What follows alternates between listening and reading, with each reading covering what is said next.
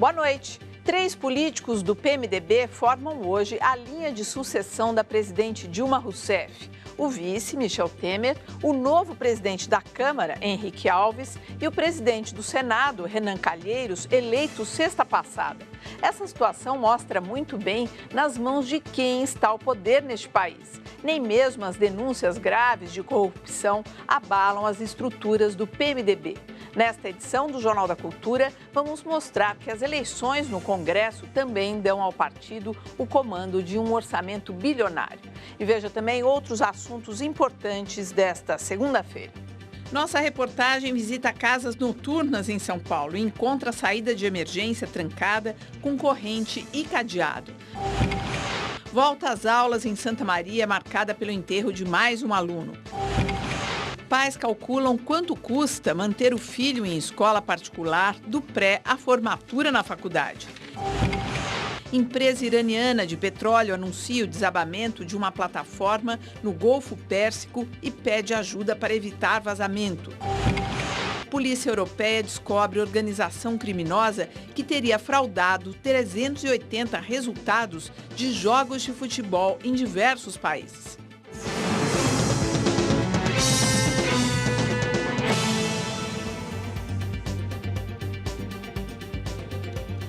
Nossa bancada tem hoje o historiador e professor da Universidade Federal de São Carlos, Marco Antônio Villa, e o advogado e ex-deputado federal por São Paulo, Ayrton Soares. A Câmara Federal tem novo presidente. Henrique Alves foi eleito para um mandato de 2 anos e vai dar ao PMDB o comando completo do Congresso, já que na sexta-feira passada, Renan Calheiros assumiu a presidência do Senado. Obrigado. Em votação secreta, o deputado federal Henrique Alves, do PMDB do Rio Grande do Norte, foi eleito com 271 votos. Concorriam com ele os deputados Júlio Delgado, do PSB, que teve 165 votos, Rose de Freitas, também do PMDB, que recebeu 47 votos, e Chico Alencar, do PSOL, que teve apenas 11 votos. Candidato apoiado pelo Palácio do Planalto, Henrique Alves substitui o petista Marco Maia na presidência da Câmara. A eleição de Henrique foi cercada de polêmica. Nos últimos dias, parlamentares receberam dossiês com denúncias sobre o deputado, acusado de destinar verbas à empresa de um ex-assessor. Ele também é investigado pelo Ministério Público por suspeita de ter contratado empresa de aluguel de veículos em nome de um laranja. Ex-líder do PMDB na Câmara, Henrique Alves é deputado há 42 anos. Cumpre o 11º mandato consecutivo. Com a posse do novo Congresso, o PMDB passa a cuidar de uma verba de 8,5 bilhões de reais previsto para cobrir os gastos do Senado e da Câmara dos Deputados. O valor supera o orçamento de 24 das 27 capitais brasileiras. O Jornal da Cultura explica. O Senado tem orçamento superior a 3,5 bilhões de reais e mais de 6 mil funcionários, entre terceirizados e servidores de carreira, que recebem salário médio de R$ 13.600 por mês. Os 81 senadores recebem salário de R$ 26 mil por mês e ajuda de custo mensal de quase R$ 53 mil. Os senadores representam os estados brasileiros. Na Câmara dos Deputados, o orçamento é de quase 5 bilhões de reais. A casa tem 15.642 funcionários que recebem salários de até R$ 19.500. São 513 deputados com direito a 15 salários por ano de R$ 26.723, além das chamadas verbas de gabinete e benefícios como moradia, que elevam o valor para R$ 97 mil por mês. A Câmara dos Deputados representa a população dos estados. É conhecida como a Casa do Povo. O orçamento deste ano do Congresso supera o de capitais como Porto Alegre, Curitiba, Salvador e Recife. Apenas São Paulo, Rio de Janeiro e Belo Horizonte têm orçamento superior ao das 2 casas do Congresso Nacional somadas. Cabe à Câmara discutir, alterar e aprovar novas leis, impostos e emendas, fiscalizar o uso do dinheiro público e, como atribuição exclusiva, propor o impeachment do presidente da República. O que é aprovado na Câmara segue para votação no Senado e vice-versa.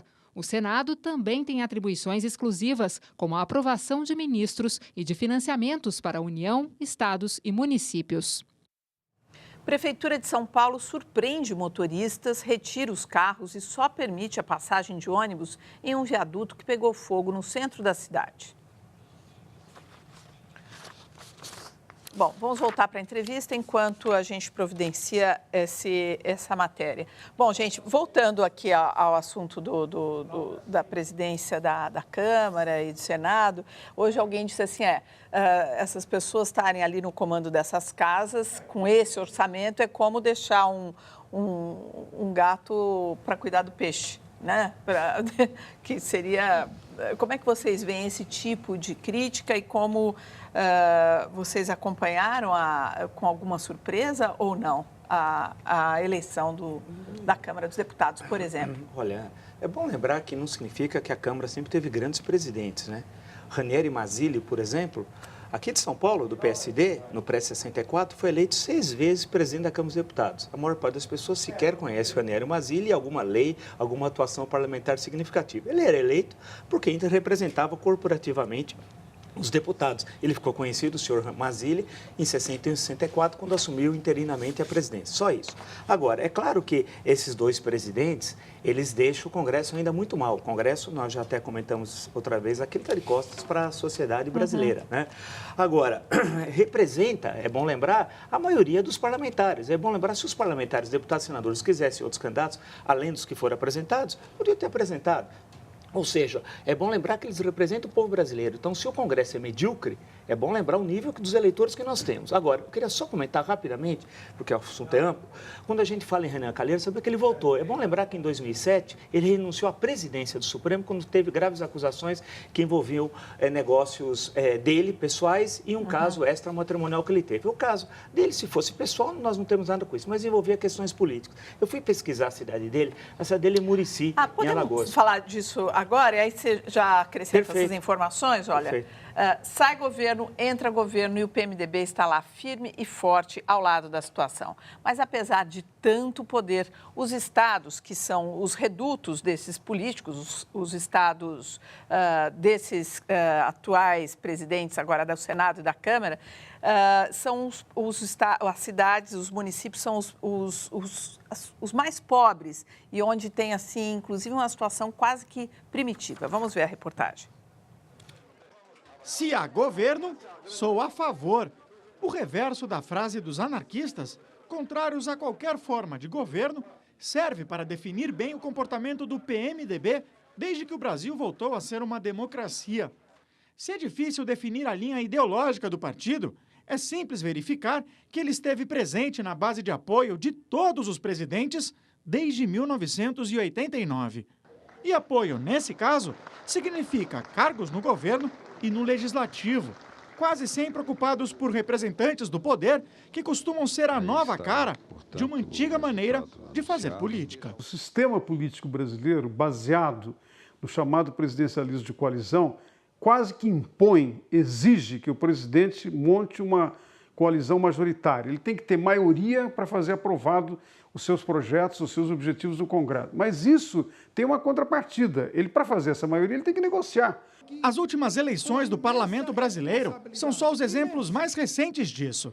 Henrique Alves, o novo presidente da Câmara, faz parte de uma das famílias mais tradicionais do Rio Grande do Norte. O índice de analfabetismo entre a população potiguar maior de 15 anos do estado é de 15,8%. O Rio Grande do Norte tem o 5º pior índice de mortalidade infantil do país. Na capital do estado, o IDH, o índice da ONU que mede o desenvolvimento das regiões metropolitanas brasileiras, é o 3º pior do país. Entre as 100 maiores cidades do país, Natal está na posição de número 78 no ranking do saneamento básico. Alagoas, o berço do novo presidente do Senado, Renan Calheiros, tem quase 22% da população analfabeta. É a pior marca do Brasil. O mesmo se repete com o índice de mortalidade infantil, também o pior do país.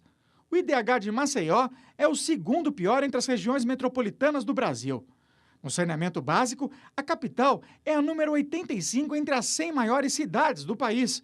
O município de Murici, berço político dos Calheiros, é administrado pelo filho de Renan. Está entre as 600 cidades mais atrasadas do Brasil. Na presidência do Senado, Renan Calheiros substitui José Sarney, senador eleito pelo Amapá, mas que é originalmente do Maranhão, governado pela filha Rosiana Sarney, também do PMDB. O estado tem a segunda pior taxa de analfabetismo do Brasil. A mortalidade infantil é a quarta pior do país. A classificação se repete no IDH. A capital, São Luís, é a quarta pior entre as regiões metropolitanas. Entre as 100 maiores cidades, São Luís está na posição de número 87 no ranking do saneamento básico. Esses grupos regionais ganham poder e expressão nacionais quando se elegem para a presidência da Câmara e do Senado. Tem a caneta na mão para decidir quais projetos serão colocados em votação. Teriam, portanto, a chance de mudar um pouco a realidade do país, a começar pelo próprio Estado.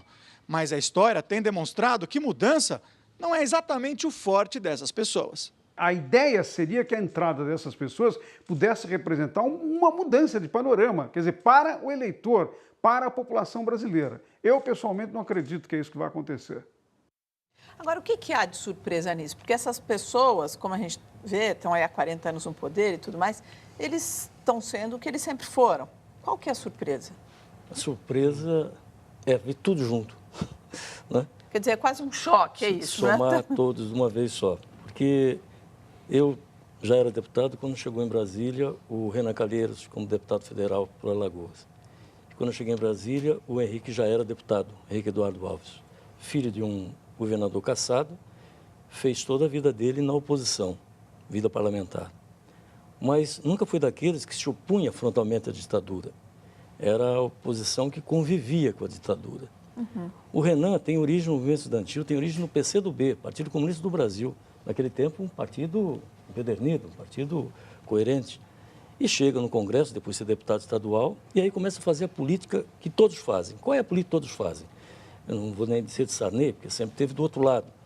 Mas esses entraram pelo lado da oposição. A política que todos fazem é a política de clientelismo. Como é que se negocia e como é que se mantém no poder a qualquer preço. E muitos deles auferindo vantagens pessoais. Uhum. Não é? É claro, eles dizem, qual é a condenação que nós temos contra nós? Não tem nenhuma condenação. Mas existe uma série de suposições, até denúncia, de que estão envolvidos em alguma coisa que não deviam estar. Mas se você for perguntar, estão condenados? Não, não são condenados. Seriam objeto de aplicação da ficha limpa? Não seriam. Mas o Congresso Nacional não precisava passar por isso. Tem outros nomes lá que podiam ser. Aliás, não sei se há muitos outros nomes que pudessem estar nesse lugar hoje. Mas eu vi gente se rebelando, como Pedro Simon, eu vi gente como Jair Vasconcelos, o próprio MDB, eu vi candidaturas alternativas denunciando. Eu acho que é o processo. Eu já fui deputado então, o Gerson Carneiro comenta exatamente isso. Acho que ele exagera só numa coisa aqui, mas, enfim, eu vou reproduzir o que ele escreve. A surpresa é que a oposição, juntamente com a imprensa, não estão conseguindo eleger seus candidatos. Não, não é isso. É bom lembrar que a oposição hoje no Congresso Nacional é 17% dos parlamentares. É a menor oposição numericamente na América do Sul, porque no Brasil é um caso sui generis, todo mundo quer ser governo. Agora, há um fato, acho que pegando o gancho que o Ayrton falou, que acho que é essencial da preservação dessas oligarquias, que a necessidade é uma relação dialética, que elas têm de ter presença no governo federal para manter a presença na província. Então, por exemplo, Murici, a cidade que foi muito bem retratada, os dados aí apresentados na reportagem e tal. Eu fui ver o cadastro agora, pouco antes de vir para cá no Ministério do Desenvolvimento Social do Bolsa Família. Fui olhar, quem é que faz o cadastro do Bolsa Família em Murici? Soraya Calheiros. Aí eu fui procurar quem era Soraya Calheiros, casada com Remy Calheiros, irmão de Renan Calheiros. Então, que ficou 8 anos como prefeito, depois foi o Renanzinho e agora é o Remy.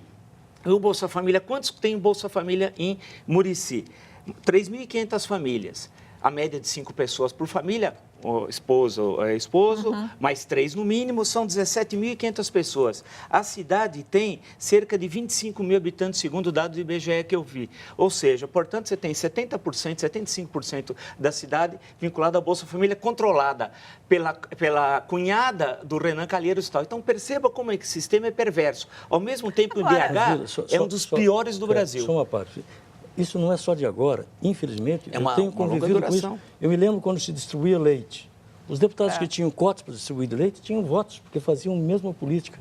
E vamos lembrar uma coisa, o Renan Calheiros foi ministro do governo Fernando Henrique Cardoso. Da Justiça, hein? E por que foi ministro da Justiça? Não tem nenhuma importância. Por que foi ministro da Justiça? Porque articulou com o Sérgio Mota uma maioria que conseguiu a reeleição do presidente.